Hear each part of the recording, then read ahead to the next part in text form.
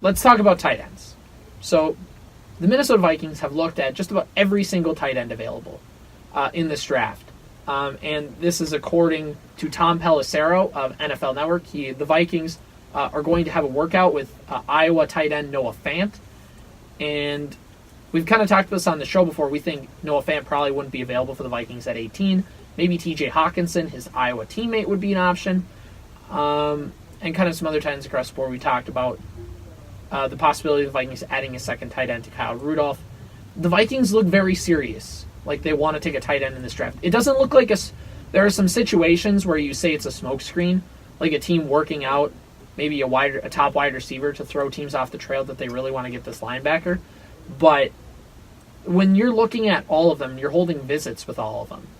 It shows that you're pretty serious about taking a tight end. At least not even in the first round, maybe in the second round, maybe in the third round. Like you're very serious about taking one early.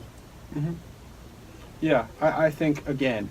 Take a tight end with the 18th pick and watch the streets of Minneapolis fill with rioters, but I kind of want to see it just for the riot, like just for the chaos factor, just to sit back and watch the world burn. Just watch Twitter and watch, it would be very entertaining, but I think it would be, I don't know, can the tight end play guard? I mean, probably better than a wide receiver could, but kind of. I mean, if you get more of like a one that's a more balanced, like they're not like a Jimmy Graham type of tight end. They're more like a not like Gronk, but like a bigger guy. Like they can block better than Jimmy Graham, which basically almost is anyone. Yeah.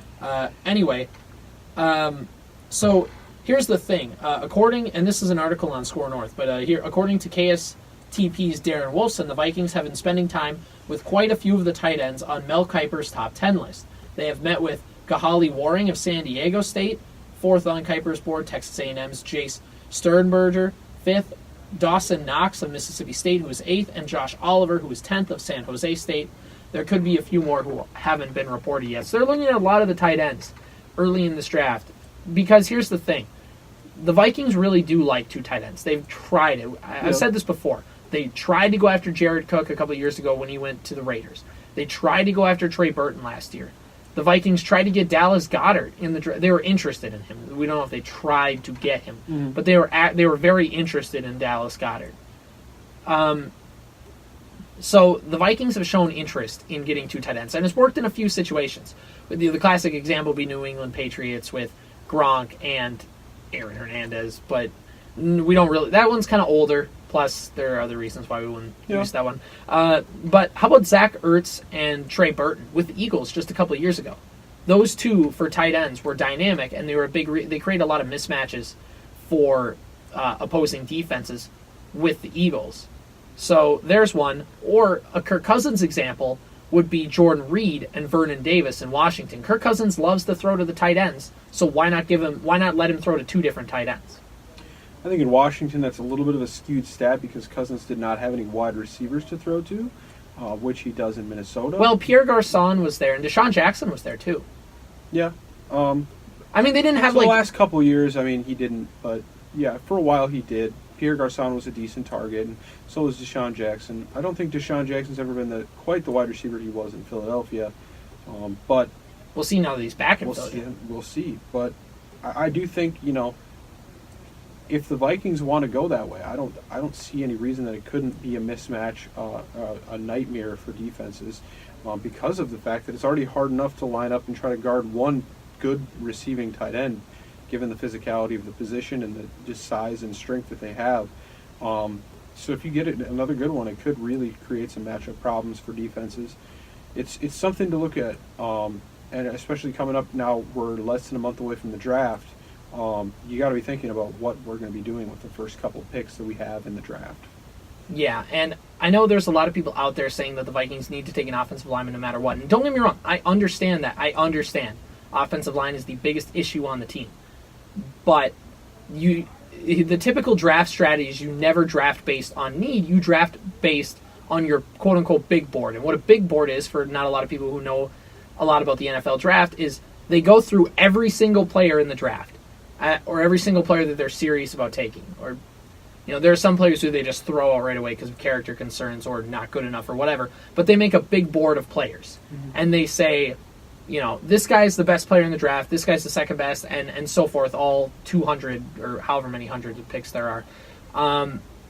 And they do that so that way they kind of can gauge, like, okay, this guy's the fifth best player on our board, and we're sitting at 25. We might as well take this guy because he's the fifth best player in this group. You always choose your board over a certain positional need, and if you need an offensive lineman, and let's say all the good ones are gone, you don't take the 35th best player on your board at 18 just because you need an offensive lineman, because then you reach. And you would maybe trade back then, get some assets, and then go get the guy later when it's closer. That's how the NFL draft works. And so, don't get me wrong, there will be a player around that spot in the board available for the Vikings.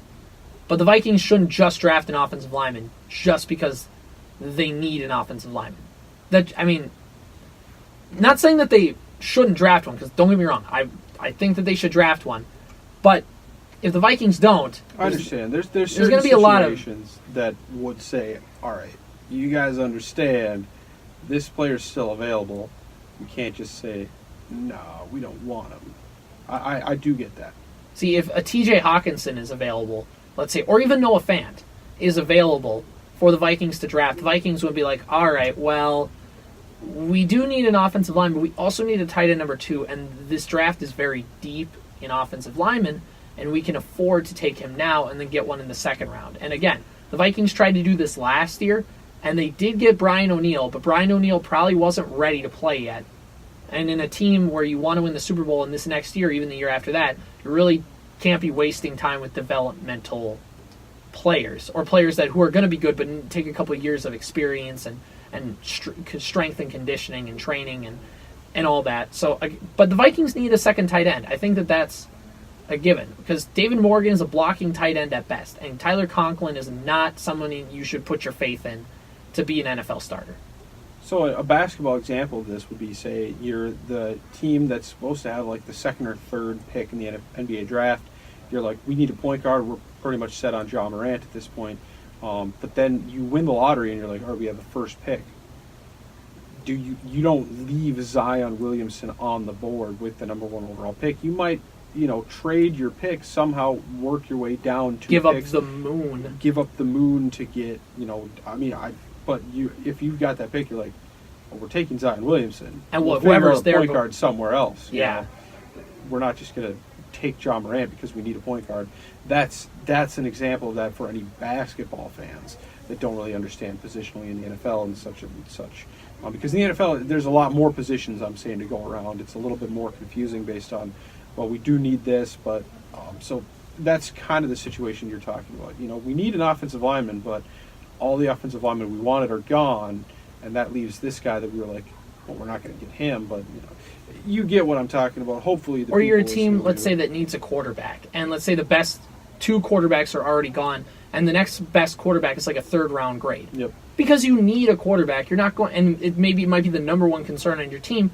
You're not going to reach and take a quarterback that's not, you know what I mean? It's just not ideal to take him in that situation. Mm-hmm. So, but back to the tight end conversation, there's a lot of tight ends that I could take. I want one of the 2 tight ends from Iowa personally, and I would not be scared to draft him at 18. I would be perfectly fine with that to do it, because there will still be plenty of good offensive linemen to go. The Vikings can always trade back in, and the case could be made to do that. Take an offensive lineman and then trade back in to get one of the tight ends. I don't care. I want the Vikings to solve this tight end issue, because I really do think, and maybe this is because I was a tight end at one point, I really do think that having 2 good tight ends makes it a problem, because not only do you have to cover Diggs and Thielen on the outside, you also have to worry about in the middle of the field too, and it kind of stretches your defense a little bit more, and I think it will work. I think it would work out. I don't know, but any kind of lasting impressions on these tight ends? Are there any ones outside? And I know you're not into the secondary players. You obviously have the 1st round type of players, but if the Vikings have kind of wasted a lot of their time on taking 4th, 5th, 6th round chances, and they really haven't panned out, should the Vikings just say heck with it and take one in the first couple days of the draft? Are you talking tight ends? Yeah. I do think it's a possibility. I think that's something we should look at. Especially, I mean, if there's someone there at 18 that you really think is going to be, you're like, all right, this tackle, maybe you trade a couple of your lower round draft picks to get another early second, late first round pick because we can't afford to sign all of our picks anyways. I don't know if that's a possibility. Just go with your gut. Do what you. Obviously, we're not in the Vikings front office, so we don't know what's going on. We don't know how they want to run it. Pick who you would think is the best. Like you said, whoever's next on your big board.